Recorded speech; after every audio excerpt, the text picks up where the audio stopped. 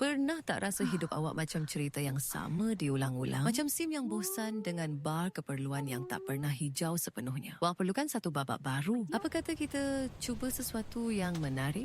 Seperti belajar bahasa Melayu? Ia bukan sekadar menghafal perkataan. Ia seperti membuka kunci dunia tersembunyi dalam permainan hidup awak. Apabila dibuka, cahaya terang memancar keluar. Setiap perkataan baru adalah satu skill point. Ia meningkatkan tahap keyakinan awak dan memberi awak moodlet, terinspirasi yang positif. Bayangkan, awak boleh faham lirik lagu Melayu kegemaran awak atau menonton filem tanpa sari kata yang membuka pintu kepada budaya dan kawan-kawan baru. Seperti sim awak melancong ke Sulani dan terus boleh berkawan baik. Belajar bahasa baru ialah cara terpantas untuk upgrade diri awak. Ia menapas warna pada palet personality awak dan menulis semula skrip masa depan awak. Jadi apa kemahiran baru yang akan awak buka untuk bab seterusnya? Cerita awak yang tulis. Mulakan hari ini.